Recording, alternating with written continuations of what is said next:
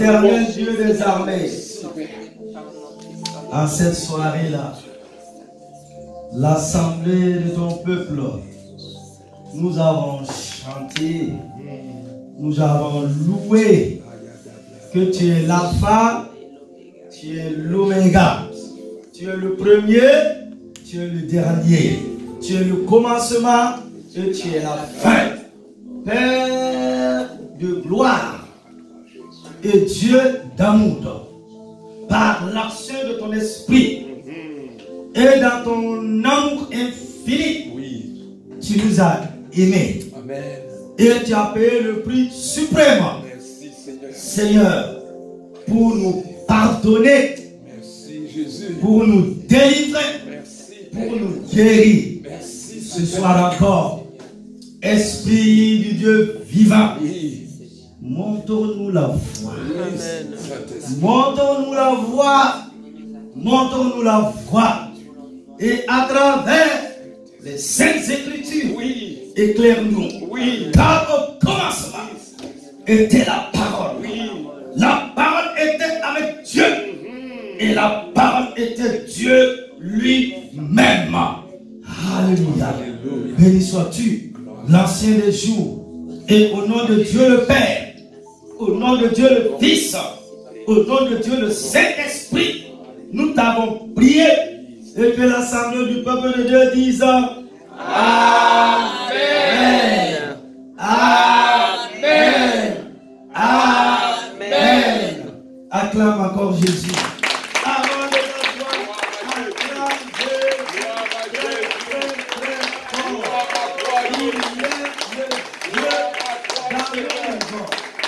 Merci Seigneur. Amen. Ok. Sans plus tarder, veuillez vous asseoir s'il vous plaît. Et je t'invite à prendre ta Bible avec moi.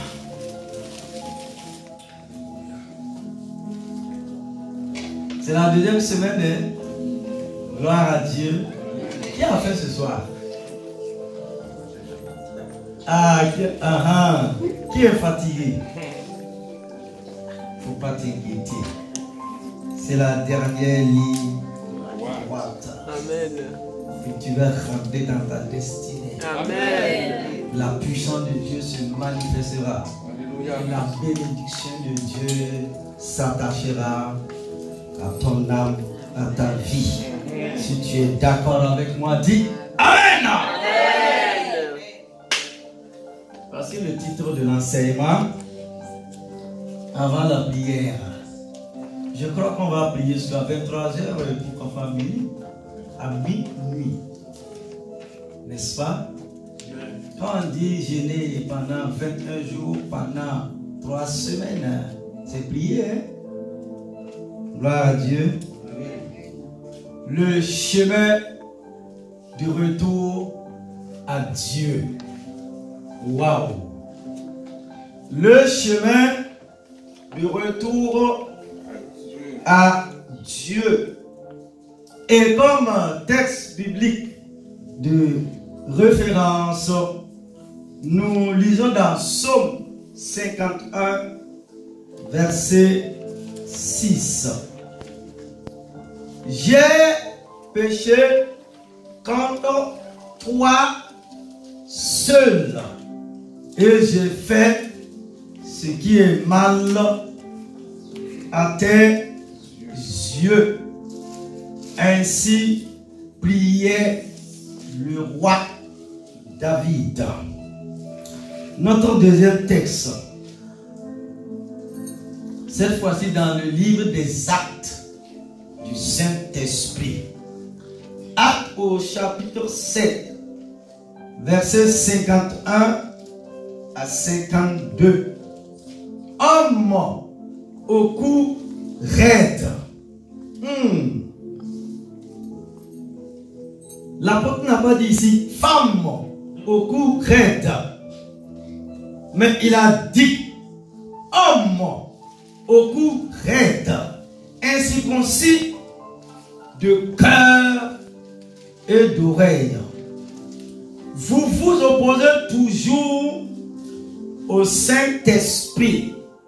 Ce que vos pères ont été, vous l'êtes aussi.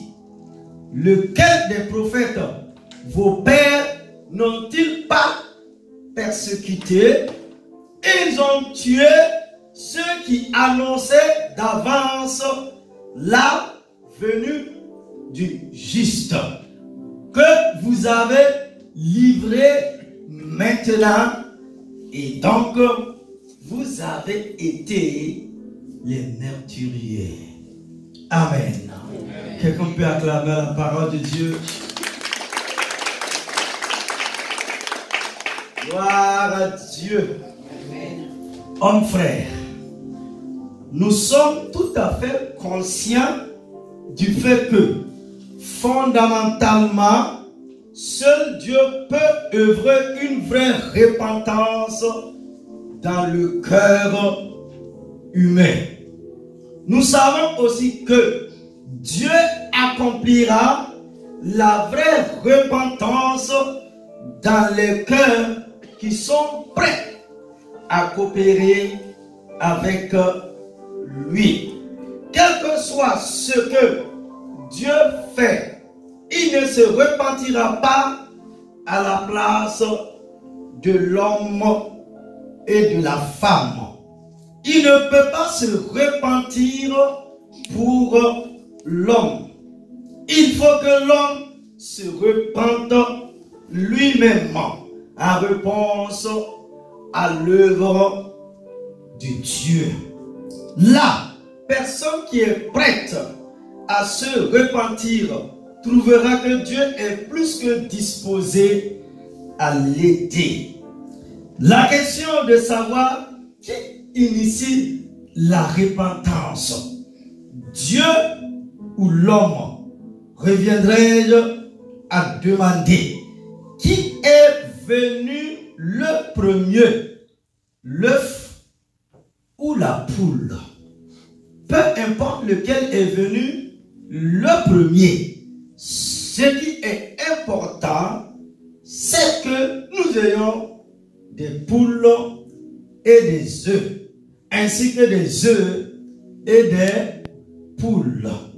La responsabilité de l'homme, c'est de tout faire pour se repentir.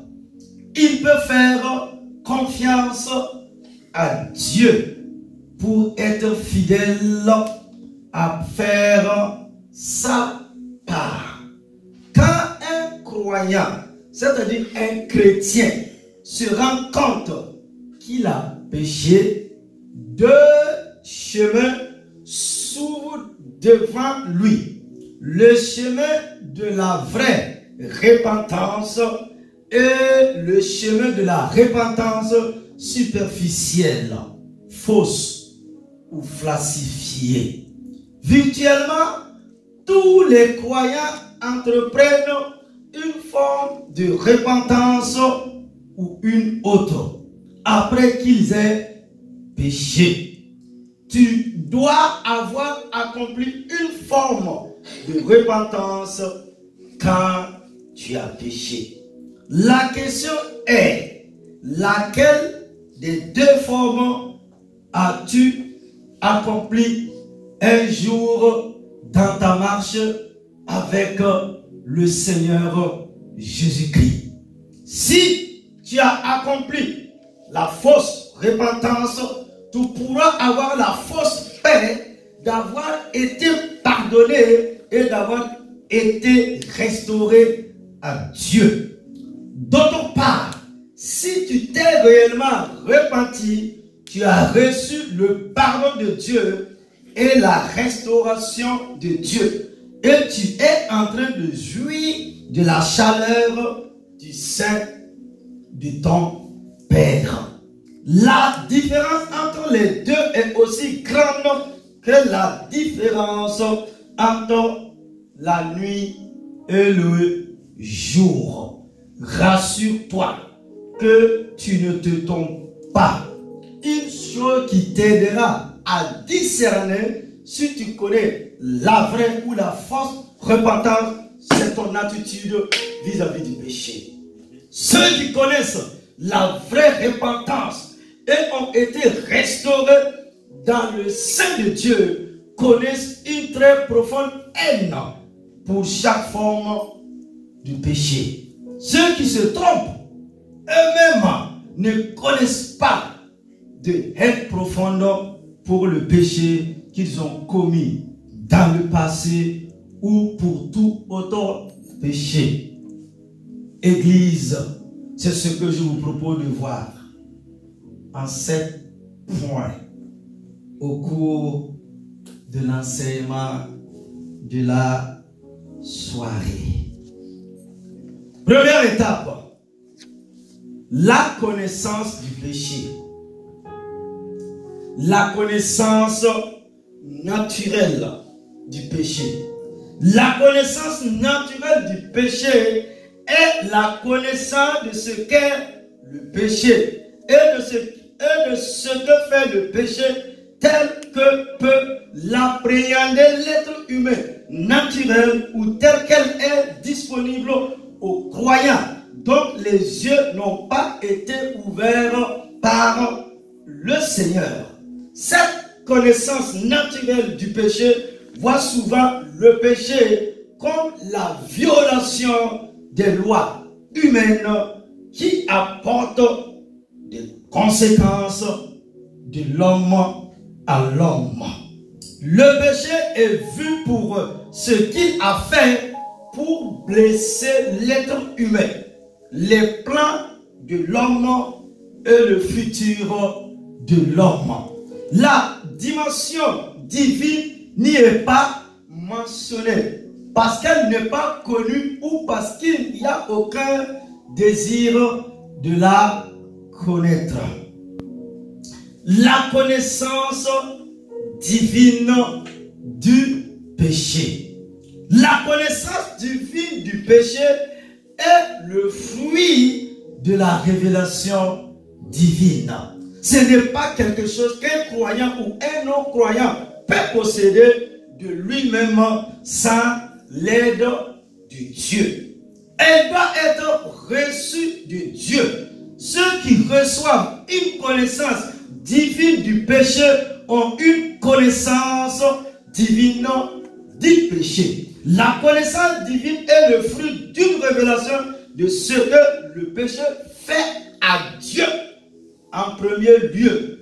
Et deuxièmement, de ce que le péché fait aux intérêts de Dieu. Ce que le péché fait aux pécheurs, aux intérêts du pécheur, aux autres êtres humains et aux intérêts des autres êtres humains ne vient qu'en 3e, 4e, 5e et voire même 6e position. La connaissance divine du péché est une possession de ceux qui sont pieux. C'est une possession de ceux qui ont rejeté l'amour du monde. De telles personnes ne se soucient pas de savoir si telle ou telle personne les a vus pécher. De telles personnes ne se soucient pas de la conséquence du péché sur elles-mêmes ou sur tout autre être humain. Prendre le péché à la légère et ne pas traiter le péché tel que Dieu aimerait qu'il soit traité conduira à une diminution progressive de la connaissance divine du péché. Et nous arrivons à l'étape 2. Deuxième étape, la tristesse à cause du péché.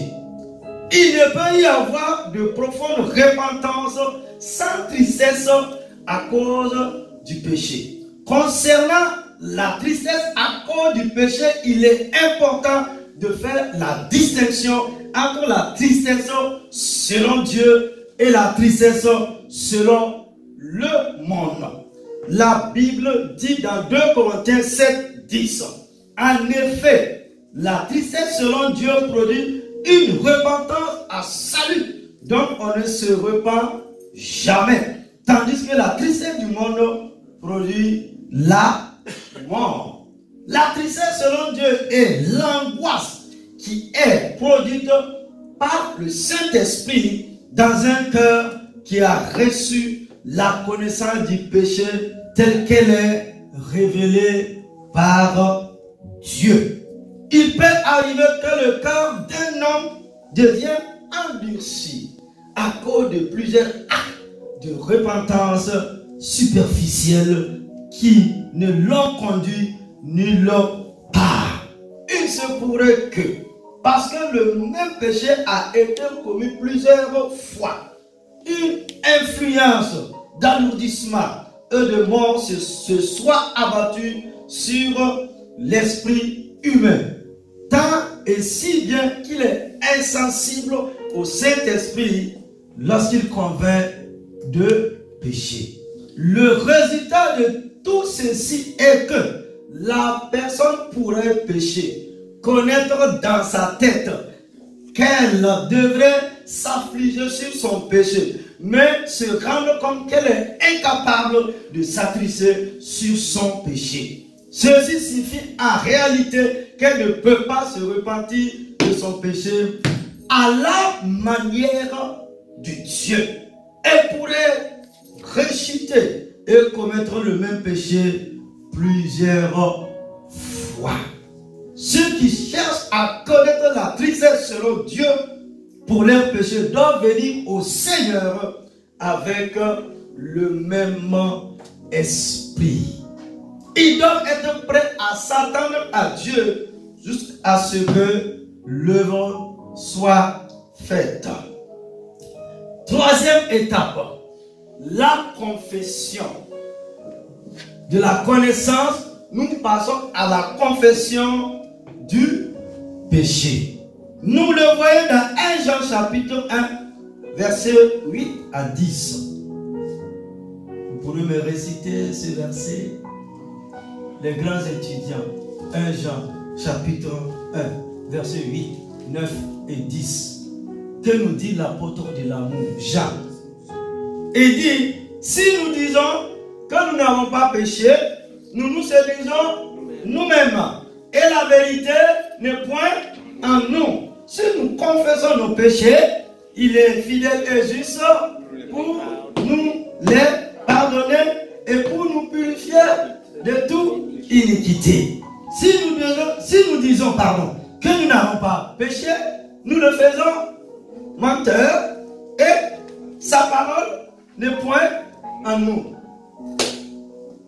Qui peut, les grands étudiants là, c'est pas plus simple ou c'est pas plus simple? Qui peut me réciter ce texte? Hello.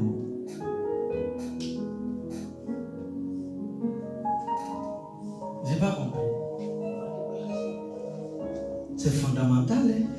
C'est pas dans l'Ancien Testament. C'est un homme qui a été avec Jésus qui nous parle.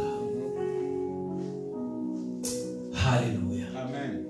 Seigneur, donne-nous la révélation, la compréhension des saintes Écritures, afin que nous puissions rentrer dans notre destinée et manifester la gloire, la puissance, l'onction de Dieu. Alléluia.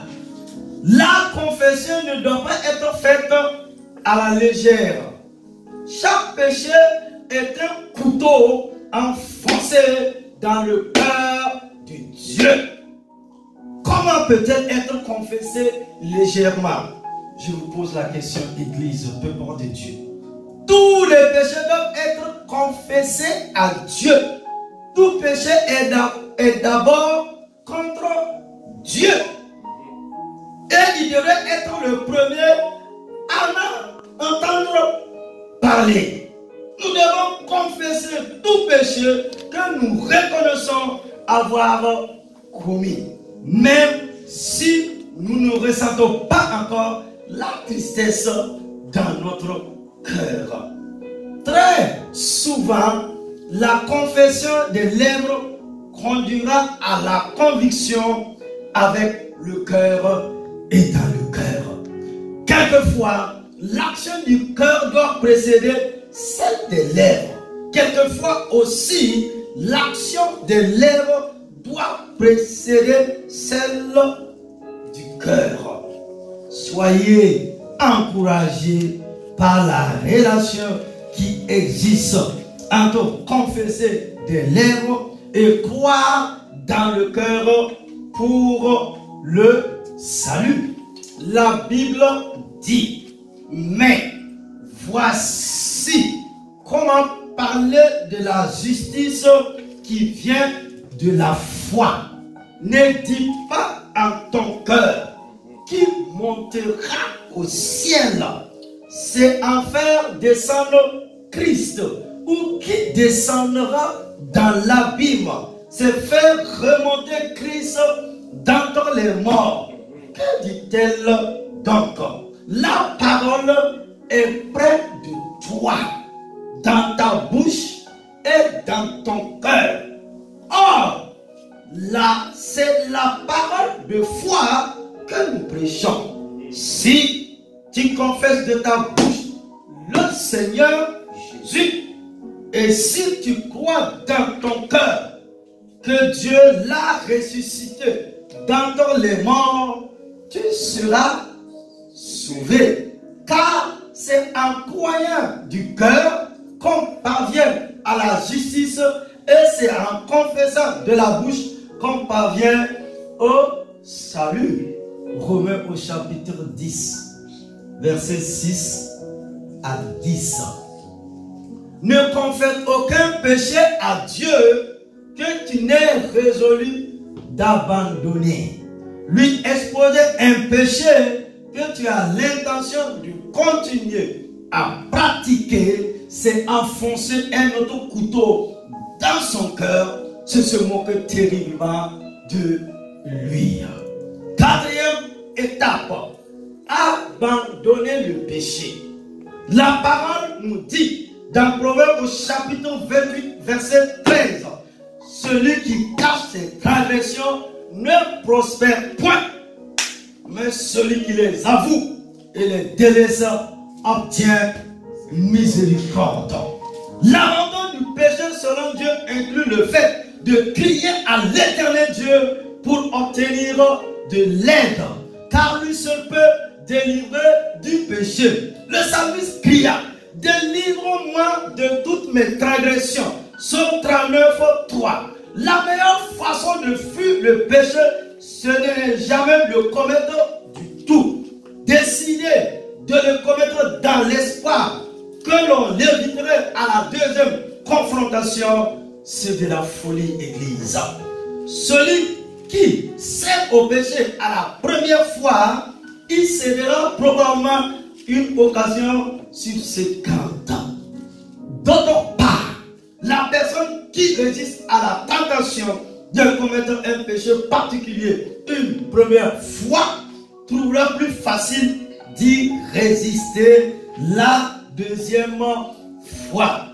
Cinquième étape, la restitution.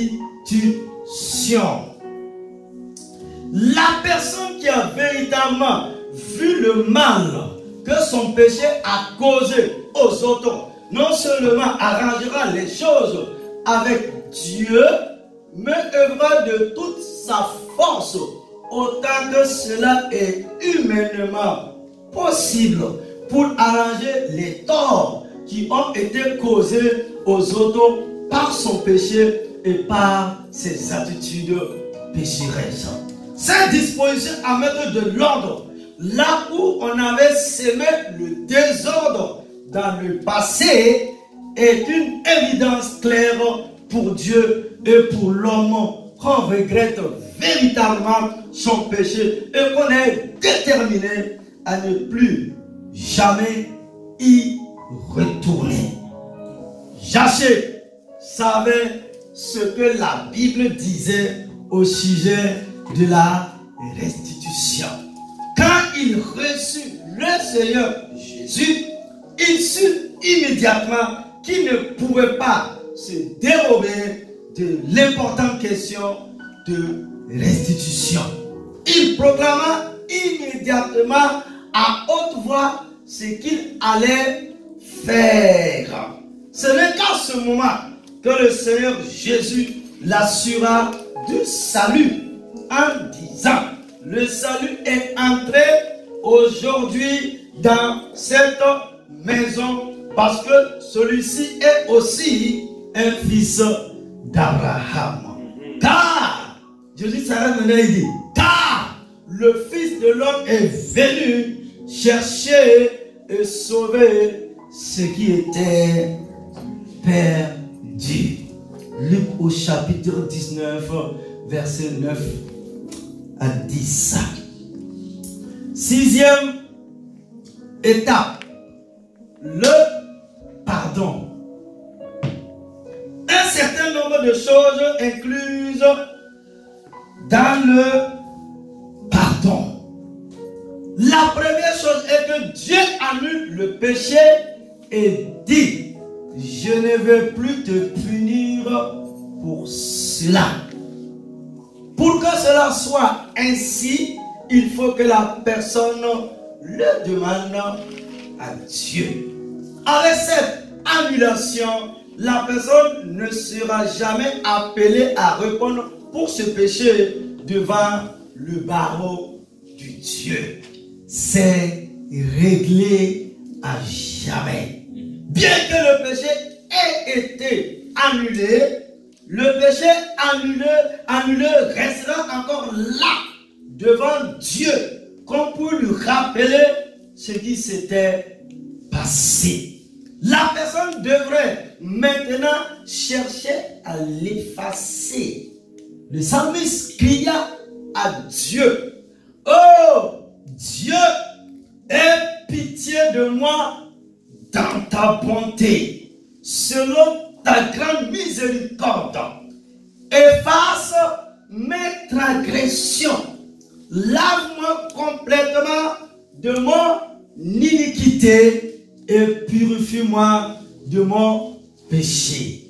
Psaume 51, 3 et 4.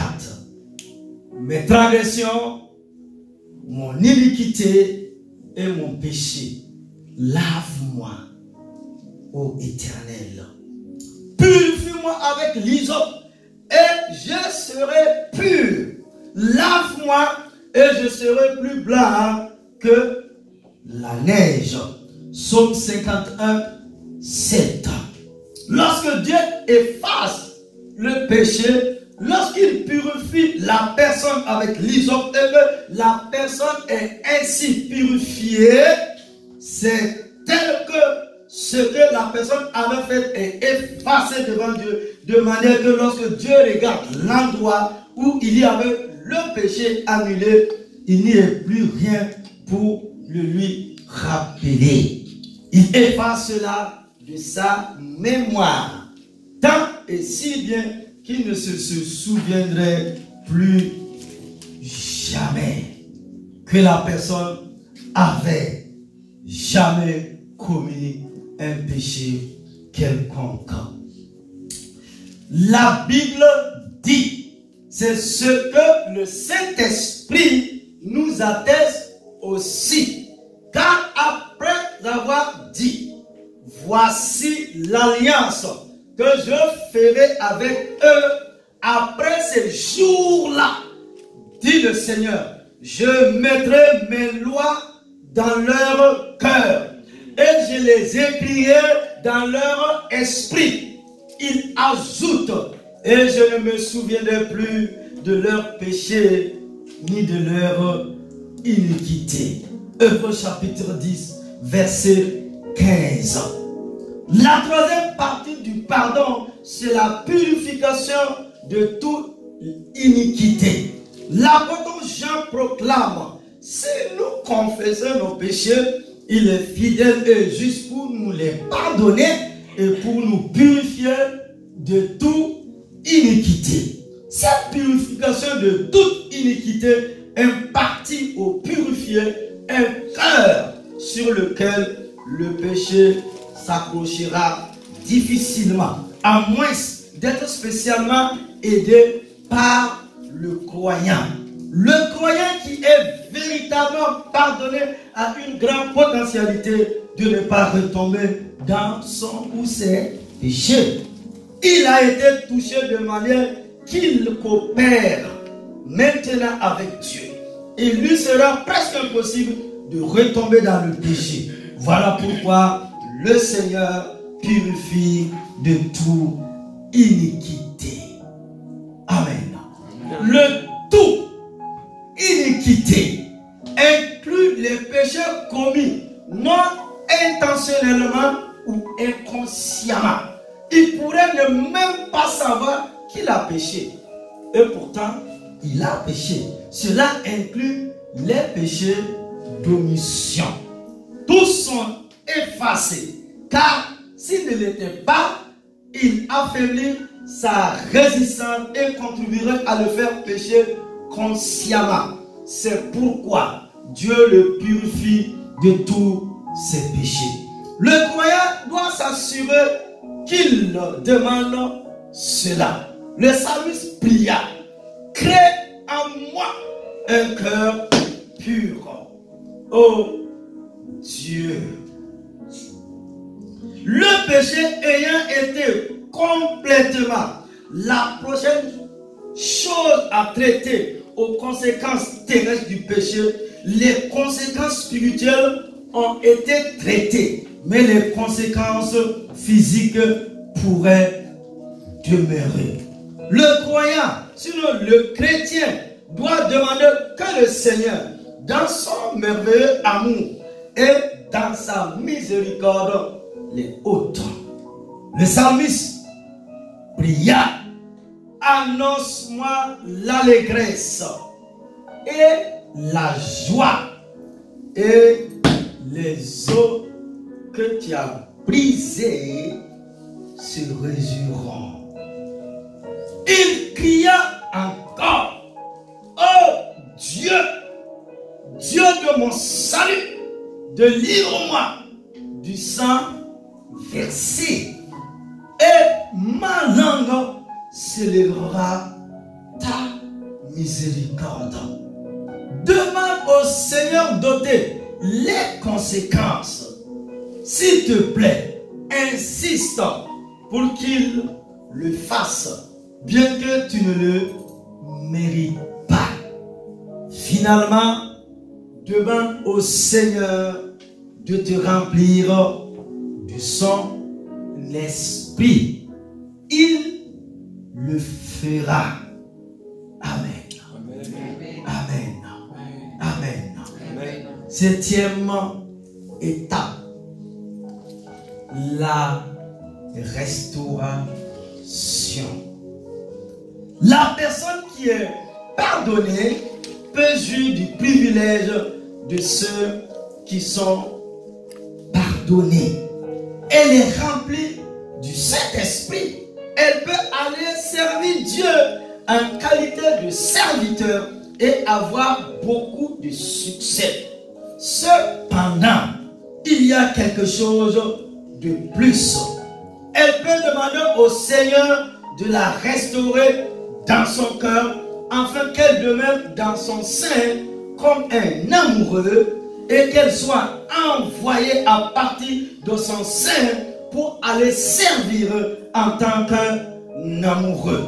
Cette possibilité est ouverte à ceux qui demandent et qui insistent que le Seigneur les restaure pleinement dans son sein. En connais-tu quelque chose dans ta propre expérience, homme et femme, femme et homme? Sinon, demande et il te le sera donné. Amen. Amen. La restauration recherchée et reçue. Quand le fils prodigue était revenu à son père, qui l'attendait, il demanda à être reçu comme un mercenaire.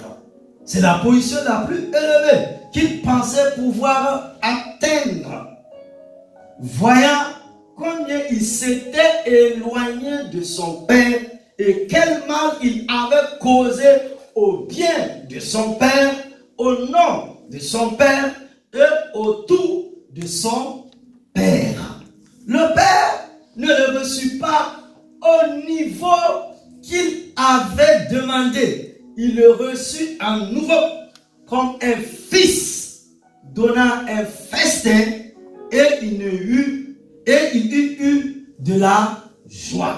Demandons au Seigneur de faire pareillement avec nous. Demandons-lui de nous donner tout ce qu'il a de meilleur. Il nous le donnera. Demandons-lui une place spéciale dans son cœur. Il nous la donnera. Demandons-lui de nous donner le privilège de chanter ses louanges et de l'adorer incessamment. Il nous le donnera. Demandons-lui qu'il fasse de nous un amoureux spécial. Il le fera. Le Père ne se souviendra pas que nous nous étions éloignés de lui pour aller pécher. Tu dois oublier comme lui. Ensuite, jure l'aimer et demeurer dans sa présence à jamais. Ce qui s'est passé entre toi et le Seigneur doit aussi se passer entre toi et l'homme. Quand tu as fait du mal et que tu as besoin de pardon, ne cherche pas seulement à être pardonné.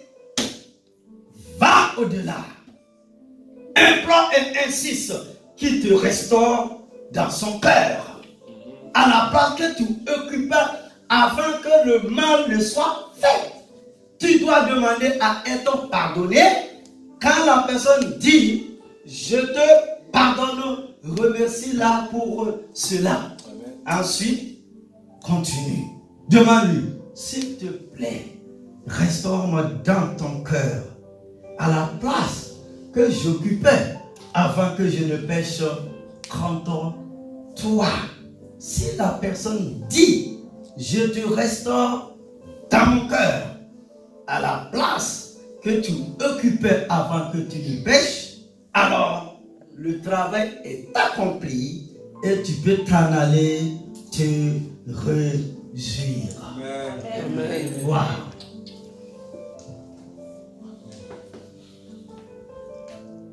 Il y a cette partie dans mon livre, la route du pardon et de l'amour. Alléluia, écoute-moi bien. Le fils prodigue est revenu. Il a reconnu. Nous sommes tous des fils prodigues. Qui ce soir, dans cette assemblée, tous ceux et tous ceux qui nous suivent, qui n'ont jamais péché contre le Seigneur. Qui de nous? Personne. Il a tué le Père avant le temps. Alors que dans la culture de l'époque, une fois que le Père n'est pas mort, on ne peut pas parler d'héritage. Mais tellement il aimait le monde, les plaisirs, hein, les blim, blim, blim, blim, blim, blim, blim. Il a trahi le Père. Il est parti. Mais l'aîné est resté. Là, c'est notre enseignement. Lui, il a gardé rancune. Hein. Il n'a pas accepté. Hein. Lui, il n'a pas avalé ça.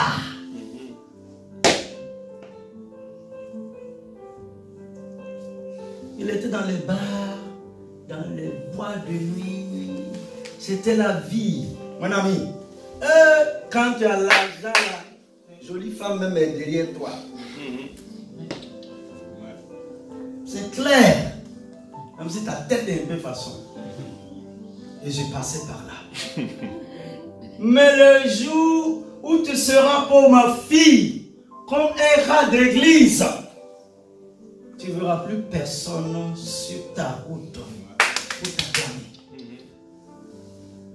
Il a tout gaspillé. Maintenant, tu vas aller où? de cochon. Voilà. Quand le cochon, il était en train de devenir cochon. Il était dans sa cochonnerie, dans sa porcherie. Un fils qui devrait tout hériter, qui avait tout à sa possession. Et il a voulu goûter au dehors. Et la rébellion. Tout est fini. Il s'est assis au milieu des sentiers. Caca de cochon, ça sent mauvais. Les filles ont fui, les hommes ont fui, tout le monde est parti. Il n'a même pas $1.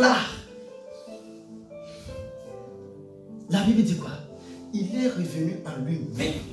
Il est rentré en lui-même. Il a dit, c'est pas digne. Je ne vais pas accepter la défaite. Je me lèverai et j'irai vers le Père. Oh, alléluia. Amen. Le Père priait et il attendait.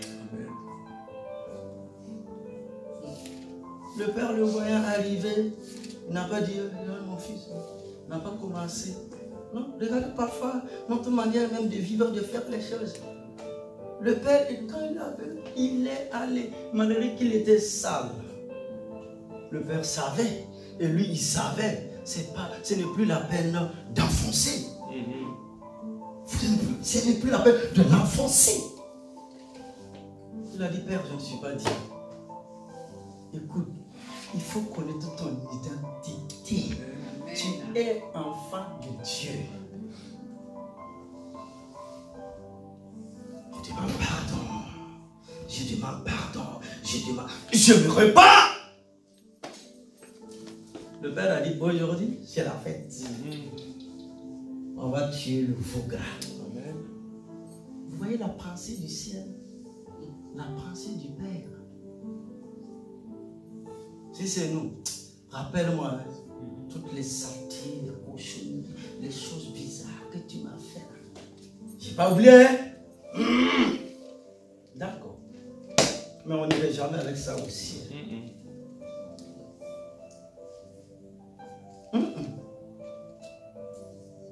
Qui connaît la route? C'est bon. Qui va venir te chercher? Le jour où tu vas quitter ce corps mortel, l'enveloppe.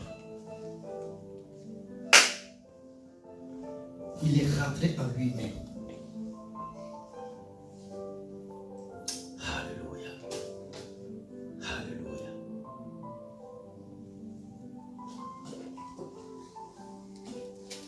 Il a reçu de beaux habits. Il y avait la musique. Il y avait les danses. Il a été repositionné. Oh, alléluia. Je prie que le Père d'amour le positionne. Au nom de Christ Jésus. Un homme de Dieu disait, tu peux tomber, mais il ne faut pas rester là où tu es tombé. Il faut te relever et continuer la marche. Amen.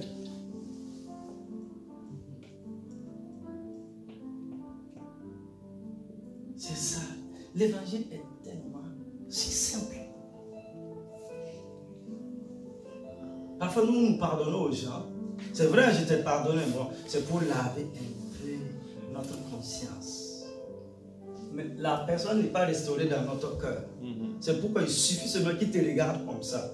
Aïe, aïe, aïe. C'est comme si on a jeté du piment dans l'œil d'un chien. Comme aiment dire les gens. Ce n'est pas mes expressions, ça.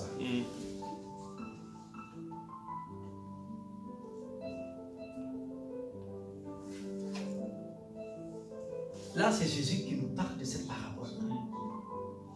Jésus, Jésus, Jésus. Tu as tout dans la maison du Père. C'est notre désobéissance Même j'ai acheté ce grand voleur-là, ma fille. Il y avait quelqu'un qui a volé plus que Zaché. Il a volé les gens, il a raquetté, il a pris, il a fait comme il a gardé. Un grand gros voleur. Tout le monde, quand on voyait sa démarche là même là, c'est une démarche de voleur. Mais Jésus est venu pour les voleurs. Il est venu pour les prostituées. Il est venu pour sauver. Il n'est pas venu pour juger. L'évangile ne nous juge pas. Amen. Mais l'évangile nous fait comprendre les choses que nous devons quitter dans les saletés pour être dans la grâce, dans la gloire, dans la bénédiction du Dieu Tout-Puissant. À ces 3 semaines, ma soeur, mon frère, il faut que ton pardon là soit vrai de tout ton cœur. Il le faut. C'est Jésus qui le dit.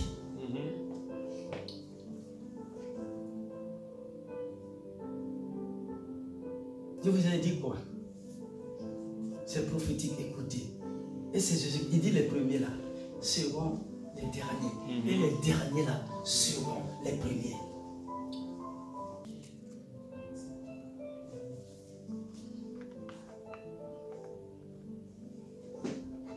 Conclusion. Seigneur, aide-nous.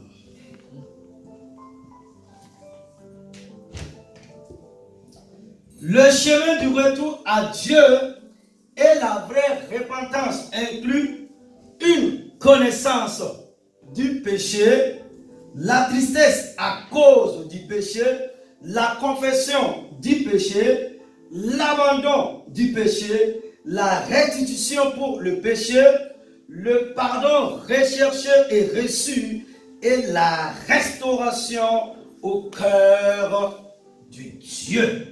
Quel que soit ce que Dieu fait, il ne se repentira pas à la place de l'homme. Il ne peut pas se repentir pour l'homme. Il faut que l'homme se repente lui-même en réponse à l'œuvre de Dieu. La personne qui est prête à se repentir trouvera que Dieu est plus que disposé à l'aider. Et au nom de Jésus-Christ de Nazareth, que quelqu'un dise Amen, Amen, Amen, Amen. Lève-toi et acclame la parole de Dieu. Et nous prions à cette deuxième semaine que le Tout-Puissant nous montre la voie de la repentance pour vivre la bénédiction de Dieu, pour vivre le miraculeux de Dieu, pour vivre le surnaturel de Dieu, pour vivre l'exaucement maintenant dans nos vies. Et au nom de Jésus de Nazareth, Amen, Amen, Amen. Lève ton main et rends grâce à l'Éternel Dieu des armées.